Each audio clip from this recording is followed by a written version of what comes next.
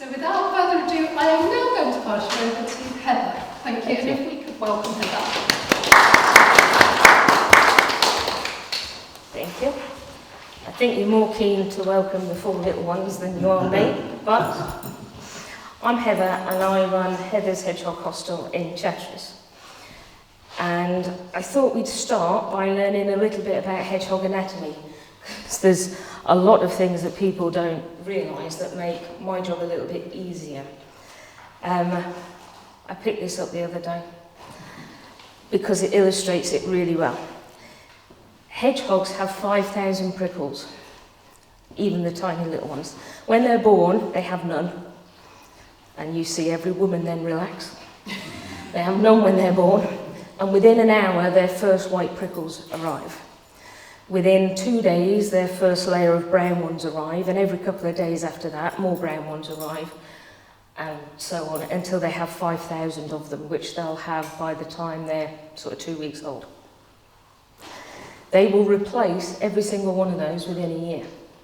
So like your hair falls out and regrows, it's exactly the same for hedgehogs. But they're hedgehogs, they're attached by this one line that goes around the edge of their body. They're not attached on the back here at all. And just like this puppet, you could put your hand up the side and completely put your hand inside a hedgehog. If you just wiggle under their spines, your fingertips would touch. Wow. It is a complete, I wouldn't recommend you do it, but it is a completely empty pocket between the bottom of their spines and their body. There's a reason for that. One, it needs the elasticity. If a hedgehog is going to curl up into a ball, it needs to have the elasticity here to be able to do that. And 2, if we need to give it fluids, we've got a whole pocket to do it. So normally, if you speak to a vet and they say this animal needs fluids, you can only give it 10 mils every 2 or 3 hours. A hedgehog, you can whack in 50 mils in there, no bother, and do it again tomorrow. Because they've got a whole air pocket in there that you can fill. The downside is sometimes the air in there can get infected, and you'll suddenly have a hedgehog arrives that's like a football, and that's because the air in that pocket has got an infection in it, and you have to get the biggest syringe in the world and pull all that air out, and it's literally like popping a balloon. It's not nice. I've had to do it twice. It's just nasty. Wouldn't wish that on anybody. But they're not, they're only attached there. A couple of times this has been extremely handy is when a dog likes to play ball. If they only grab that top bit, you're so grateful, because if they don't damage the tissue underneath, that hog will live to fight another day, because you can piece that back together. The problem is, if you tie it too tight, they've not got that elasticity. This edge round here is one muscle, and it's controlled by their eyebrows. So if you imagine a drawstring bag, you pull that drawstring, everything closes up. That's what hedgehogs do. And it's all controlled here. So when everyone says, that hedgehog, it just frowned at me, it did, because it was thinking about going like that. And as soon as they pull their eyebrows, that's them pulling that whole muscle in. Now, the rule of thumb is, when it draws that drawstring in, everything should fit in that ball. Absolutely everything. It's the only way it knows to protect itself. If it doesn't fit in, there's a problem. And this is what we've seen with little Mabel. Mabel's come in because someone has done a drive-by painting. Now, I've spent the afternoon trying to separate all of these spines, because what you can see on her side is these are all matted together. That means this has no elasticity at all. When she curls into a ball, her hand sticks out, and that side of her face sticks out. So she's not protected at all. If anything comes along and grabs her, they will grab her straight away. I've got some hedgehogs that if you put your finger in here, you've literally put in your thumb and pulled out a plump, and they won't let go. But she can't do that because she can't grab you. So she's having little baths to try and loosen off all of that pain, because at the moment she can't do the only defence mechanism that they've got. Hedgehogs don't have a fight or flight response. They've been around since the dinosaurs. Nothing ate them. I mean, you wouldn't, would you? So they've never needed to run away. The only thing they know how to do is curl up into a ball, and they're safest that way. If they see you coming from a good enough distance away, they'll amble out of your way, don't get me wrong. But if something jumps out of the middle of nowhere like a car, it's going to curl into a ball, it's not going to turn and run away. So bonfires, cars, football nets, anything like that are not our friend. Because if anything frightens it, it only knows to freeze and curl. It doesn't know anything else. So you've always got to check for them.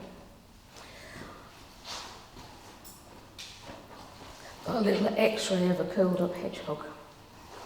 It's fascinating when you see. It's only got about 4 vertebrae in its neck to allow it to curl up.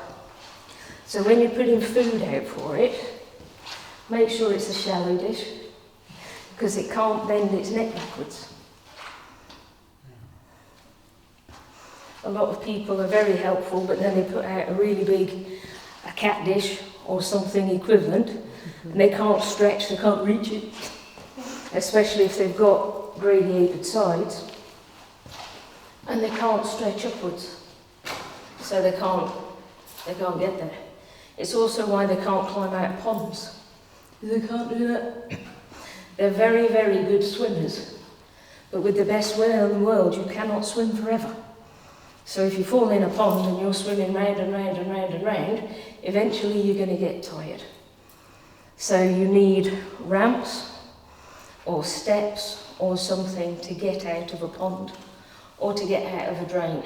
I have lost count of the amount of hedgehogs I have pulled out of drains this season. And my neighbour was digging holes for his fences, and he dug 4 big holes, and there were hedgehogs in 3 of them. Well, there were 2 hedgehogs in one of them, but there were hedgehogs in 3 of them. And despite how tired you are when you've dug 4 holes, cover them up before you go to bed, because they've got no depth perception. So if you put one on a table, it will just walk straight off. It's a bit like a baby, just bang, gone. There was one guy in Sutton.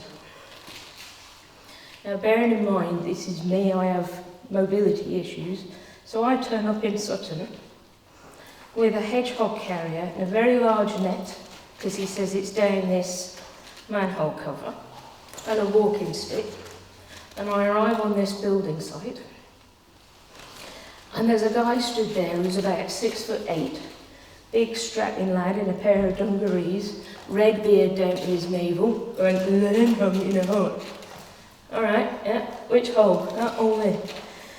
Why didn't I have a cover on it? I can read. Wait for lunch. Okay. I don't like them.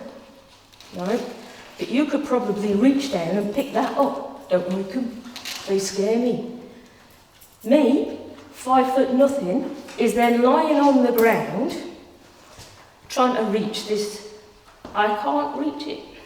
So I'm wriggling closer and closer, by which time the boobs are in there. I'm cantilevering over the edge, thinking, any minute now, this is not going to end well.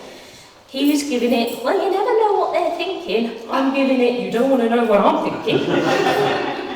I eventually get this thing in my hands, and I'm thinking, right, I've got a hedgehog in my hands. My head is kissing this drain pipe that you don't want to know what's in it. Well, now what am I going to do? So I said, in the end, I said, you're going to have to grab hold of something, because one of us isn't going anywhere. Like, but you don't know what they're thinking. I said, they're animals. They think about food, sex, and sleep. That's it. They don't think about anything else. It's people you need to worry about. Nobody else. Yeah. But it's amazing how many people you see, grown men, Don't touch them. Don't like them. They're vermin. What are they going to do? The worst they're going to do is give you a nasty nip. And I've not actually had that yet. So I do find myself in some very interesting situations with hedgehogs. What do they eat? They do not eat slugs. They do not eat snails. They eat beetles. They eat caterpillars. They eat earthworms. The earthworms give them roundworm, which we have to treat them for. They eat birds' eggs. Mammals, that means if they find a dead bird or a dead mouse or a dead frog or anything else, they'll eat it. 3% of their diet is slugs and snails. And that is, I can't find anything else to eat and I'm desperate, so I'll eat a slug. And then we get lungworm and we have to treat for that. Millipedes, earwigs, bees, dead birds, cranefly larvae and others. Birdseed, they love raisins. I have African land snails at home because they eat their eggs. It's a new thing I've just discovered. But free food is free food. So, yeah. So that's what they eat. At home, they eat cat food. It doesn't matter whether it is kitten food, Tesco's value kitten food, or the very expensive kitten food, they don't care. When they're very small, they need poppy mousse. £5 a tin. I'll say that again. £5 a tin. But when they've just been born and they can't have anything else, that's all they can have. When they're really poorly,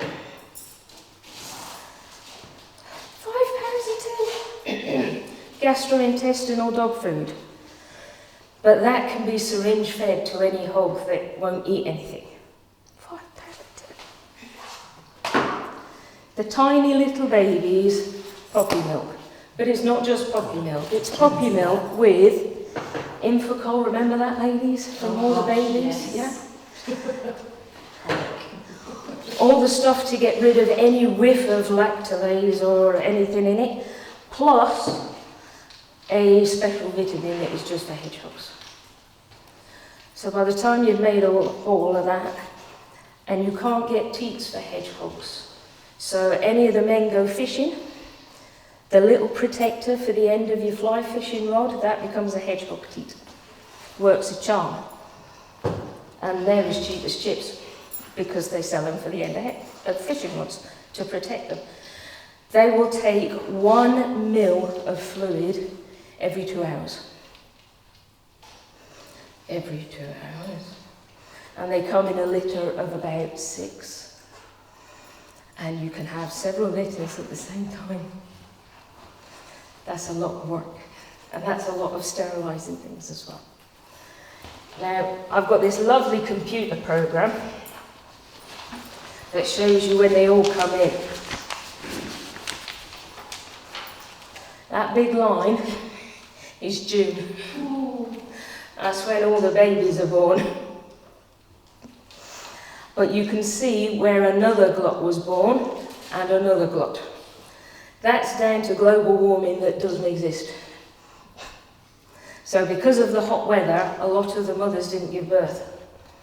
So they waited because it was too hot and it was too dry and they knew they wouldn't find any food. So although the majority had their babies in June when they were supposed to, some waited and had them a few weeks later. Goodness knows why a couple waited even longer. It was milder, they didn't get it on in time. Where do my hedgehogs come from? One of my helpers, she works for the archery group in Wimbledon, and they said, oh no, we won't do a fundraiser for her because she's in Chatteris. She's not local to Wimbledon. 10% of my hedgehogs come from Wimbledon, 6.1% of my hedgehogs come from Chatteris. 12% from St Ives, Peterborough 6%, Whittlesea, Peterborough, March, Wisbeach, I've had them come all the way from, where did they come from yesterday, David? Where did that lady come from? One come from Thetford, I've had people come from Market Harbour, because a lot of the market deeping, a lot of them, the rescues are closed. I've had people come from Knaresborough, drove all the way from Knaresborough with a hedgehog. Why do I have them? What is the biggest risk to hedgehogs? You are. And it makes me so cross. The amount of times I'm sitting there, you'll never guess what I've done. And I'm spitting. 75% of my hedgehogs this year were orphans. And why are they orphans? Because of people. They're orphans because people will phone me up and they say, I've just discovered a nest. I've had a tent in the garden, this was my favourite. I've had a tent in the garden, it's been up there for 6 months, and I've just decided to take it down. But there's a hedgehog giving birth right at this moment, what should I do? Leave it there. But no, I want to take it down. No, you've had it up for 6 months, you can leave it, surely, for another 2 weeks. No, I can't. We lost all of those babies. That's 6 gone. We're on the endangered list already. That's 6 gone. I've had a set of babies that have been jet washed from out from under the ivy bush because that wasn't a convenient place for them. We did save some of those. The chances of survival in a rescue is 30%. By the time they get to me, their chance of survival is 30%. My release rate and transfer rate is 67%. So at the moment, we're doing not too badly. But I shouldn't have that many orphans coming in. And it's because people can't leave them alone. Just let them crack on and do what they do. I had someone phone me yesterday. There's a hedgehog, will you take this hedgehog? It's very underweight. Okay, do you want to bring it over and I'll have a look at it? I can't catch it. Okay, why not? Well, it only comes out at night. Well, if it's only coming out at night, there's nothing wrong with it. Well, when I caught it 3 nights ago, it was 300 grams. Well, there's definitely nothing wrong with it, because it will double its weight in the next month. So it'll be 600 grams by the end of November. He's going to hibernate just quite happily. If it's only coming out at night, leave the poor beggar alone. The only reason you should be worried right now is if your hedgehog is less than 250 grams, or if he's out in the daytime. All of these are less than 250 grams. So if they're smaller than that, bring them in. If they're not, leave them alone. So they say if it's mild, leave them wild, because they're not going to hibernate with the temperatures is at the moment. They're not going to hibernate before the end of November, possibly even December this year. And there is a chance they might not at all. So 5% of the hedgehogs are dogs. Now everybody says to me, I'm worried about my cat. I have not yet had a hedgehog come in that has been the victim of a cat. Because if they're anything like my cats, they go, not on your life. They are far too unpredictable and we don't like them. Yeah, they're not having a bar of that, thank you very much. They're too unpredictable for cats. Dogs, however, are another factor. And normally it's the dog owner that comes in and goes, my dog has just ripped the side off this hedgehog, there you go, and they leave you with an £800 vet bill and wander off into the night. I've had someone that's done that to me twice. And there's evidently nothing I can do about that. Even though I would quite like to. I've got a list, but I can't. So when they come in, basically if they fart, I write it down. Name, date, weight, whether it's a boy or a girl. If they've got a tummy button, they're a boy. If they don't have a tummy button, they're a girl. That's basically the rule of thumb. And it is a rule of thumb, because if you can put your thumb between their bum and anything else, they're a boy. If there isn't anything else, you're a winner. So, where they were found, because when you fixed them, they go back there. It is illegal to keep a European hedgehog in captivity. Now, this then becomes a problem. I've got a hedgehog with an amputated back leg, or I think it needs its leg amputated. What do I do? So, if it needs its back leg amputated, or if it is dragging its back leg, or is limping with its back leg, that's okay. A hedgehog can survive with 3 legs if one of the ones that's missing is its back leg. It cannot survive in the wild if one of the legs that's missing is its front leg. Because it's its dominant leg, that's how it fights, that's how it digs, that's how it builds its nest, it's how it looks for food, it's how it digs up worms. That is an automatic, straight to the vet euthanasia. Our job is to make sure that those hedgehogs can live as good a life as any other wild hedgehog out there. We can't send a hedgehog back out to the wild, it's not got the same chances as everybody else. And that's hard. I've had one come in, degloved, tin can, straight to the nose. If this part of their nose and their forehead is damaged, same thing. Because then it can't dig. It can't headbutt everything. And they headbutt everything. I mean, literally everything. Each other, their food, the cage, the ground, the dig, everything. If this part of their head is damaged or their nose is damaged in any way, their mouth is damaged in any way, straight away, off up the vet. So, depending on what the injury is, fortunately there's very few of those. The bane of my life is humane rat traps. I've had 4 hedgehogs come in with broken legs because of humane rat traps. And humane rat traps are not checked every day either.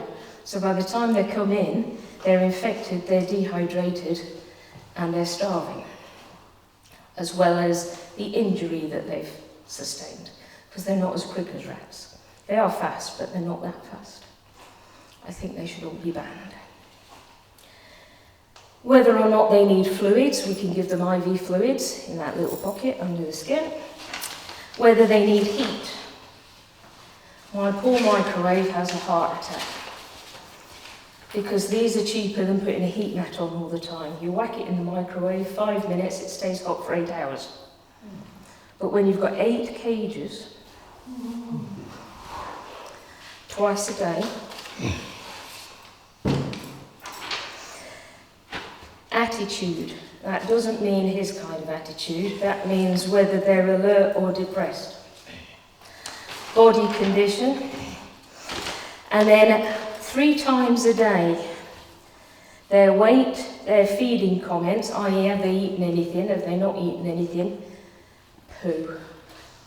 People spend a lot of time talking about hedgehog poo. It should be a finger that you can pick up. If it's not a finger that you can pick up, there's a problem. If anyone's interested, I did bring a slide over with a little parasite on it. If you would like to go and have a look, it's not going to jump off the slide and eat you. It is, I mean, it's literally tiny, but there's a couple of capillary eggs on there. If you would like to have a look, that's a roundworm egg. So I spend half of my life looking at it in a lens. It's lovely. It's great. But you have to mix it with a lot of saline water and get it so it's almost see-through, else you won't see anything. There's a book there that also shows you all different slides, so you can have a look and see if you can recognise it for yourself. Then depending on what it's got, depends on which concoction of this kind of thing that you give it. We're allowed to do all of that. We're not allowed to do anything that is surgical. So if it's got lungworm, advocate for dogs. So if anyone's got any spare advocate for dogs, please give it to me, because it's like 50 quid a time for 3 tiny little pipettes. They can only have 0.3 of a gram per kilogram. So it's a good job I'm a teacher, because you need to do 0.3 times whatever their 100 grams or 120 grams is, which basically means a gnat's fart at a time. So it's tiny little syringes of, you know, 1 drop here and 1 drop there. 1 drop, 10 days later, test again, but the whole time they're on antibiotics. 1 little tub of antibiotics is like £120 from the vet, when I can persuade them to let me buy it.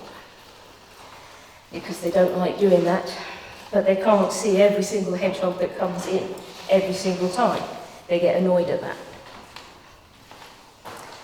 A lot of them will have ringworm. Ringworm's quite clever because ringworm is a viral infection, but it glows pink under UV light. I'm just going to see if any of them... I've lost 2. You'll do.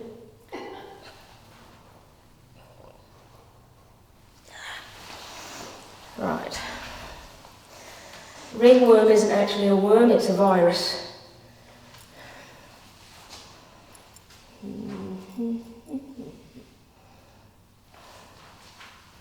You shine a light on her bum, see how it glows blue, pink. Oh yeah, yeah. That's what... See, I can tell, normally you shouldn't be able to see a hedgehog's skin. Yeah, you can see where. Yeah. Ooh. See, you should look where I'm going. You shouldn't be able to see a hedgehog's skin through their spines. There should be so many of them that you don't see anything else. But where it glows pink... Does it discolour the spines at all? No, they fall out. They will fall out. So ringworm is the only thing that you can catch from a hedgehog. I've done it several times. Gentlemen, you might need to ask, but ladies, if you do a little bit of Caniston cream, you're sorted. If you're a hedgehog, putting cream on is not an option. So instead, you just get sprayed with a lot of this stuff. And it stops the virus from spreading. So everybody's gets sprayed with just about everything when they're in my house. The other thing you can use, anybody heard of colloidal silver? It's brilliant. It's brilliant for you. It's brilliant for them. Any kind of skin problem, spray yourselves with that. Great. Wonderful stuff. This stuff, Vetericid. You get it as a spray, but you also get it as a gel. So if you've got you could get it for, although this one is for vets, you can get it for ordinary wound care. So if you've cut your finger, grazed your knee, whatever, don't want to know, spray that on it and it'll speed up healing. It's fantastic. Hibby scrub, the go-to for everything, the pink stuff you get from the vets. Bath in that, that'll kill everything. This one, F10. Unfortunately, we get a lot of people who... I've found a hedgehog and I've looked after one before. I know what I'm doing, so I've put it in a box and I've kept it in a warm place. And I hadn't noticed, or I didn't know what fly stripe was, so all the maggots have hatched. And they've eaten away half of its leg. What do I do now? But this is F10, will get rid of maggots. Unfortunately, it's one of those, 1 pump will kill a maggot, 2 pumps will kill a hedgehog. Any pump will kill a cat. So the stuff in it is highly allergic for cats. So you've got to be very careful with it. But that'll kill a maggot at 20 paces. Anti-ringworm spray. Kind of works, not as good as the other stuff. I had one turn up, a guy that has rehabilitated hedgehogs before, I went and had a look at it and it got this white mark on it. Bring it in, let me have a look. It couldn't walk. It couldn't open its mouth. And it had got white scabs all under its tummy and all around its face. It got mange because he'd kept it in straw, which is another no-no. And I just chucked food at it and left it because they're supposed to be wild. Yes, but you're supposed to look at them once in a while and make sure they're all right. And it couldn't move at all.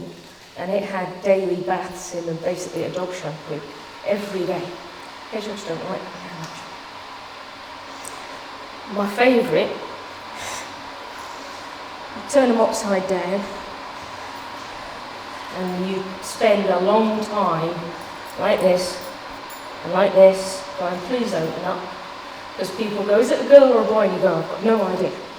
And you're kind of bopping it up and down and you're stroking it, trying to make it turn up. And this one opened up and I'm going, 1, 2, 3, 4, 5. 1, 2, 3, 4. It's got 5 legs. 1, 2, 3, 4. It's definitely got 5 legs. That's a very big leg. So I put it down and it had a very big leg. And I thought, what the hell do I do with that? So I picked up the phone to the animal hospital I did my training with and I went, I have a male hedgehog with a very large leg. What am I supposed to do there? Because it's obviously been dragging that around for a while. And they said, well, we would give it a general anaesthetic and when it relaxes, it all goes back where it's supposed to. I said, well, that's great, but I don't have a vet in my back pocket. We'll get back to you, right? Meanwhile, this hedgehog's lying there. So I go to my next door neighbour, who's a vet receptionist. She's worked with animals for a long time, and I said, are you working tomorrow? Would you be able to take this hedgehog to your vets? Because I think it was the bank holiday weekend in August. I said, because I don't know what to do with it. And she said, well, funnily enough, we had a bulldog come in with this yesterday. I said, what? And she said, you make up a paste with sugar and water and rub that all over it, right? And she said, there's some kind of chemical reaction with the sugar and the water, and that makes everything reduce back to its normal size. Right? Still not sure that she's not yanking my chain. So I go inside and I mix up this paste with sugar and water. I'm then slapping this round a hedgehog. And you have to wait for 20 minutes, and sure enough, but you've got to put it back. So like a telescope, you're concertinaing this thing back in. So then the hedgehog goes, thank you very much. But he's left with this sugar. And I'm like, now what am I going to do? So he then needs a bath to get rid of all of this, because the last thing you want is all the flies going, well, hey, party for one. So he's then needing a bath and everything, so he can, nobody told me about this one. I did my diploma in wildlife rehabilitation. I went down, I did a hedgehog first aid course. Nobody mentioned 5 legs, not one. But that can happen from time to time. So, I think that just about covers everything I do and things I don't even do, never thought I would do. I am entirely self-funded. I rely on the goodwill of people who come and bring a hedgehog and stick a tenner in my little top. I have just made a calendar. If you would like to order one, please put your name on the list.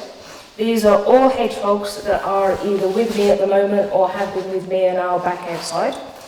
The local photography group in Chatteris, I sent them an email and went, do you fancy coming and taking some pictures of hedgehogs?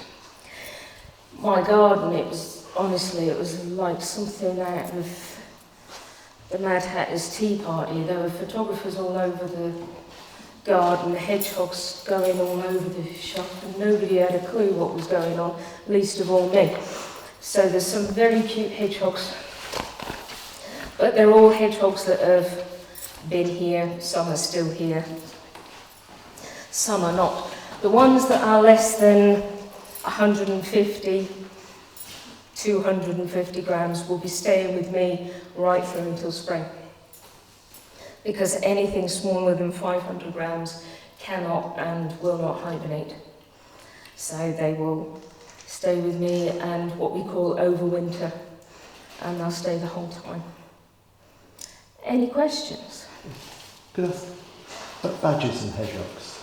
Is that as much a fallacy? Because on our wildlife cameras, we've seen the two interacting without any animosity at all. They ignore each other, pretty much ignore each other. I mean, hedgehogs' eyesight is absolutely rubbish. So until something is like right there, they've got no idea that it's right there. And each of them just bumble along in their own.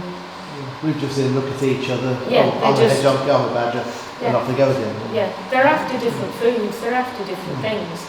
So they've got no reason to be upset with each other, really. So they just bimble along. And just hear about these things that badgers eat quail. I mean, a fox will get upset with a hedgehog, and naturally, a fox is a hedgehog's biggest threat. They'll take a hedgehog quite happily, but badgers just bumble along in their own sweet way, really. They're not aggressive unless you've made them, unless you've given them a reason to be. Heather, how many hedgehogs can you take? Can you rescue? My limit is 8. Right, okay. I bet you've got 8 now, haven't you? I've got 20. Oh, my goodness. I'm supposed to only have room for 8, but the cages that I bought to replace my old cages are now additional cages because there are just so many. Fortunately, these ones all live in the same house because they've been raised together and they're infants. But as soon as I've got now 2 outside that have come in and they will be big enough to hibernate, so they've been moved outside, so there's now 2 outside. But yeah, the spare cages that were to replace things have now become used cages again because there's just so many. But one lady that came to me yesterday, she said, I phoned the lady nearest to me and she's closed and she's got 97. 97, but I don't know how you can provide the level of care that they all need with 97. I mean, I have one of the ones that's particularly sick. It took me an hour just to do her this morning. You know, and I still work. I mean, I'm on holiday this week, but, you know, I still teach full time. So, and a lot of us are the same. We do this in addition to whatever job we have, else you can't fund it. No. You know, so when you put that in the mix as well, I don't think there's any way, by the time you've looked after, it takes me an hour and a half to 2 hours in the morning to get through them all. So I'm up at 6 to make sure I get them all done by 8:15. And sometimes I am running out the door with a coffee and a waffle in my hand on the way to work. As soon as I come back, I'm doing exactly the same before I start my after school teaching, and I'm doing the same straight after tea. Yeah, it's a lot. So it's a lot. You can't do that with 97 hedgehogs. Something has to give. So fundraising, I mean, obviously it costs a lot of money. It does. I always have my little tin, so people can drop off a couple of quid when they drop off a hedgehog. That's always nice. Or people drop off a bit of food here and there. That's nice. I've done my calendar for this year. We're doing a yard sale in the centre of Chatteris on the 6th of November.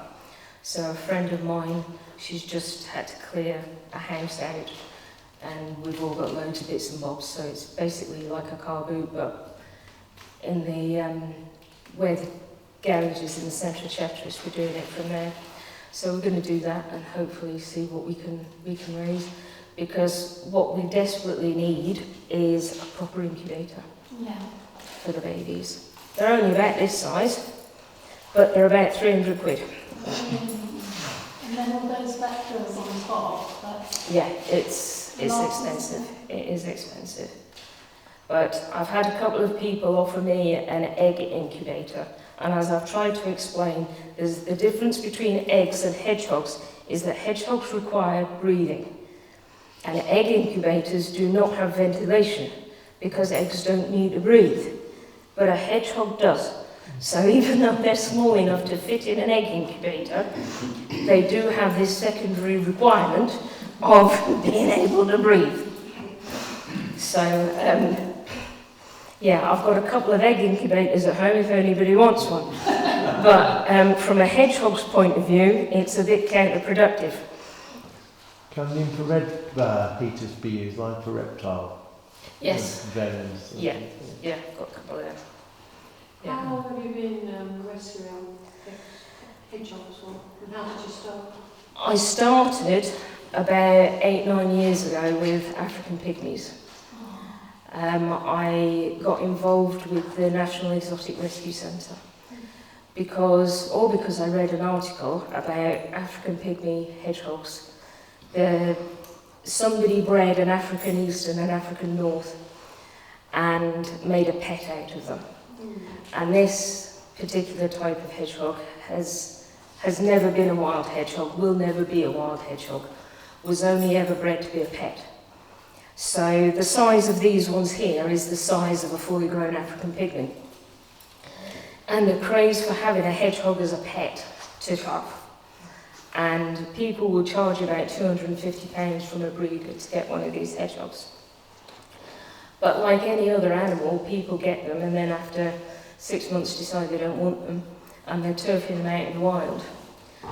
And they'll die because they don't hibernate. They've got a very different body composition. They've got really skinny legs and tiny little feet. And they eat totally different food. They've got to have a heat mat all the time. They've got to be kept above 26 degrees all day, every day.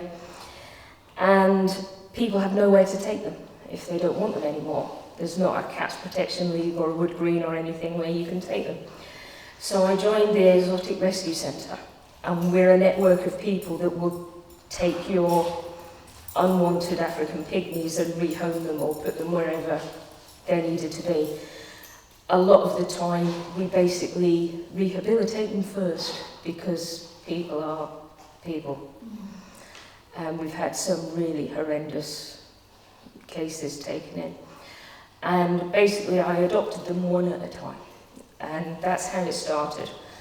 And then people would come up to me and say, well, if you've got that one, I've got this one in my garden with its leg falling off, can you do something with that? Oh, I don't think so. They're kind of different, but they started coming in like that. And then I thought, well, if I'm going to look after them, I better find out what I'm doing. So I did my diploma in wildlife rescue and rehabilitation. So I can do other animals as well, but I think he would seriously have a fit. So, I mean, I've just brought this fox in, right? Is that right? I think I might just be pushing it a little too far. So I was working with that, and then the rescue centre was really sort of operating on that basis, and then it just kind of got bigger and bigger and bigger. So I got in touch with the National Hedgehog Preservation Society, and they said, well, we'll add you to our list, but we really prefer everybody to have done this first aid course. And I said, well, I've got this diploma. And they went, yeah, but we like this first aid course. Well, I'm going to do the first aid course. So I went down to Tewkesbury and did their first aid course. And then they go, okay, now we'll put you on the books. So that was that. So now we're official. They add you to their list and the phone just rings constantly now. Are you the only hedgehog rescue locally in this area? I'm going to say no. There's one in Hertford, but she's full. There's one in Peterborough that's closed. There's one in Soham that's closed. The most common problem is A, burnout, and B, people get fed up. We get fed up. I mean, I had one gentleman last week who said to me, I can't bring it to you, you'll need to come and get it. And I said, I can't come and get it. I said, I work full time. I said, if you bring it to me, that's fine. I said, but I can't come and get every single hedgehog that people, for a start, you'd have a fit if I'm driving around everywhere in the middle of the night. I said, I can't come and get every hedgehog. I said, you bring it to me and I will look after it, but I can't come and get it. I work full time. I've got 2 other people bring me a hedgehog this afternoon. I'm waiting for them. Well, it's your responsibility if it dies then. I said, no, it's not. I said, nobody owns wildlife. Wildlife is everybody's responsibility. While you have it, it's your responsibility. It's not my responsibility till it's in my hand. So until it actually comes through my door and I've got it here in front of me, it's nothing to do with me. I said, at the moment, you have it in a box in your living room, it's your responsibility. So you can either take it to a vet or you can take it to a closer rescue, but it's not my responsibility if something happens to that hedgehog in the meantime. Trying to get people to understand that it costs, what, £13,000 it's cost me to run this so far this year. If I'm adding petrol on top of that to go and get every single hedgehog I bring in, A, I don't have time, and B, I certainly do not have the funds for that. But they can only see their one hedgehog and they don't want to get off their backside and bring it over. Because I've had people that have done, I can't drive, I don't have a car, and you go over and there's 2 cars sat in the driveway. So, you know, your time is no more valuable than mine is.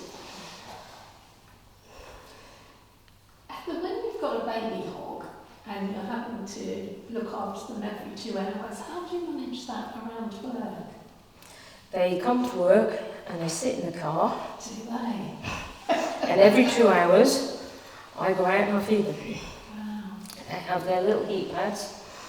And I work one-to-one with a child who comes with me every playtime. And we go out and hold that and feed that, and that's what we do. I just have visions of a classroom full of pages. Well, the job I had before, they literally went with me to every student. The job I had now, they were really mean and they wouldn't let me to bring because I've got a room of my own, and they wouldn't let me bring and I wasn't very happy about that. But they had to stay in the car. So they had all the heat pads and everything in the car, and every 2 hours I went out and fed them. It's like it's at school, we have gerbils and hamsters in the Yeah, classroom. you would think, but no, they were really grumpy and they wouldn't let me. So they sat in my car, and I went out every 2 hours and fed them. Wow. So it's supposed to be give and take, but I'm finding out that sometimes it doesn't work that way. But yeah, so that's what they do. Yeah. When you come to release, I'm only asking because I have a garden that's virtually completely enclosed. Is it literally just from your cage back to where they were and they're gone, or is there any kind of like halfway house where they? I guess that's your garden, isn't it? What you tend to do is the way the room is set up. You've got the nursery here, which is the heated one, which they're in. That they're handled all the time, several times a day. And then as you move around the room, they're handled less and less. Once they're in this column here by the door, they then go outside to the hutch, so the heat gets less as you move around the room. Then they're outside in the hutch, so they're reacclimatised. So they're also not handled at all by the time they're outside. You don't even interact with them, you open the door, you just shove the food in and you leave. Most people have got a hedgehog house by the time they know they've got one coming back to be released. So we give them the hedgehog about 4 o'clock. We say shove it in the house and block up the door. And then about 6 o'clock, take the blockage away. put the food about a metre away from the house, so that it knows that there's food there, it's got used to the smell of the house, and then it's up to it whether it wants to come back or not. But it knows where the food is, and it knows where it was safe and cosy for 2 hours before. And that's how it's done. If there's no house, you release it under bushes or whatever is a nice, quiet, dark corner. I mean, sometimes it can't go back where it was found. I mean, the ones that have been eaten by dogs do not go back there. But 90% of the time, they do go back where they came from. Do you have a need for these sites? Do you Um, Not at the moment. I mean, we're pretty much, the people that hand them over do want to see it through. Or care enough to bring it to you. Yeah, it only tends to be the ones that have come an awfully long way that are like, no, do whatever you want with it, because, you know, they don't fancy coming all the way back. The ones that name them after their grandchildren, if I'd had a girl, I would have called it this, I find really creepy. And they always want to come back and pick it up. If I'd had a girl, I would have called it Elise. So I've got a hedgehog called Elise at the moment, which is a bit creepy. But I have some of the weirdest names. I've got Frank. Hedgehog called Frank. But I mean, to be honest, I've had about 50 Henriettas, Henrys and Harrys. So it does make up for that. I've got a Madame Cholet at the moment. Guess where she came from? Wimbledon.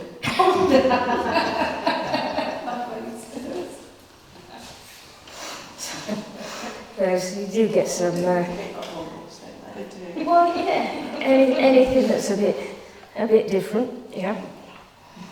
So, well, my last African pygmy was Dumbledore, so you've got to have something that's a bit different. Yeah. But no, come have a look at all the stuff, have a look at some worms, and ask me any questions. So what's, apart from the one that has paint on it, what's...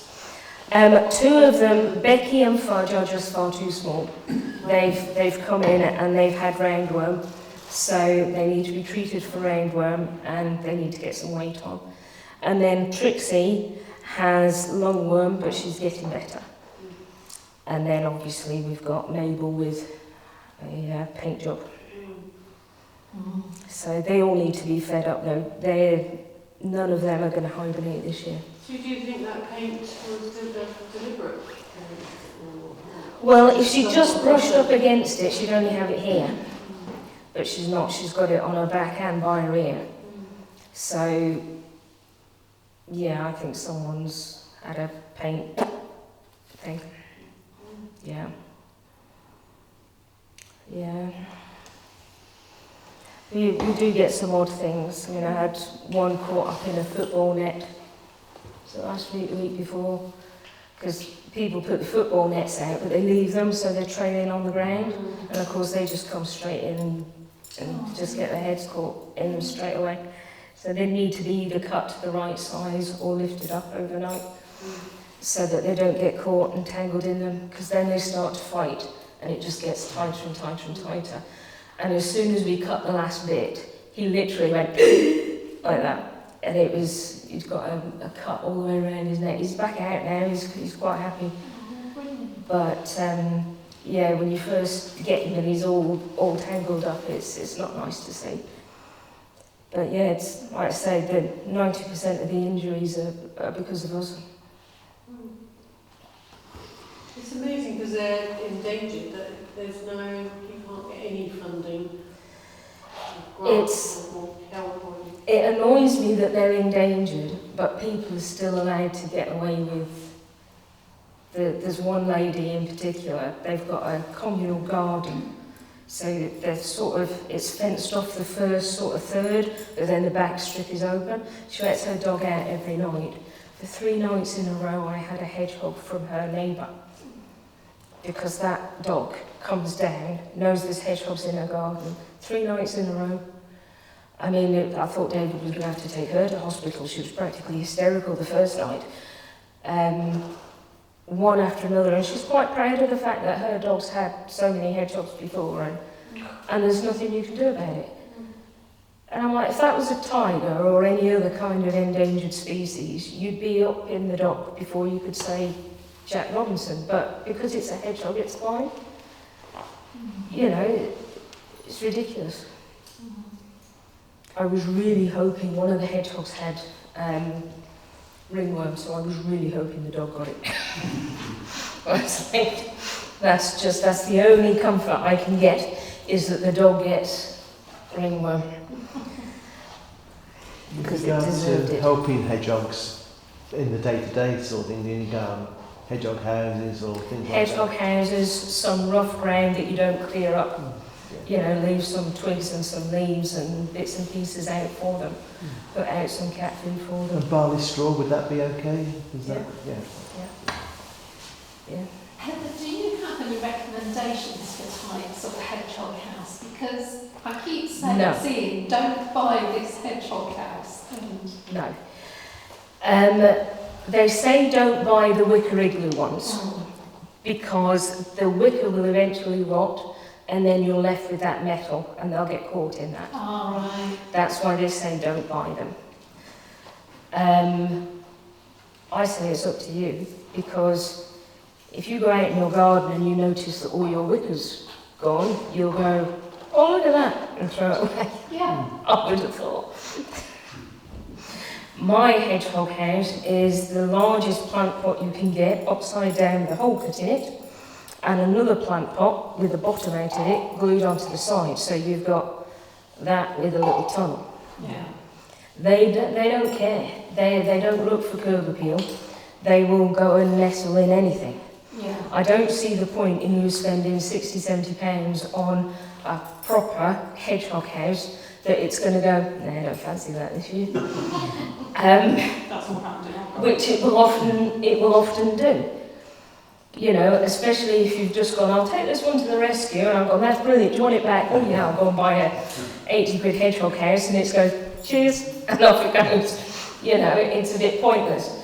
So, you know, go for the cheap and cheerful options, see if it stays. And don't fill it. A lot of people will say, oh, well, I've got this house and it's wonderful, but it won't go in it. And I'll say, have you put anything in it? Yeah, it's full of leaves. Well, it probably thinks that somebody's already living in it. So collect your leaves and put them somewhere obvious, just outside. And then if it wants to, it'll fill it itself. Yeah. Yeah. Okay. I'm going to get up now. Can we all thank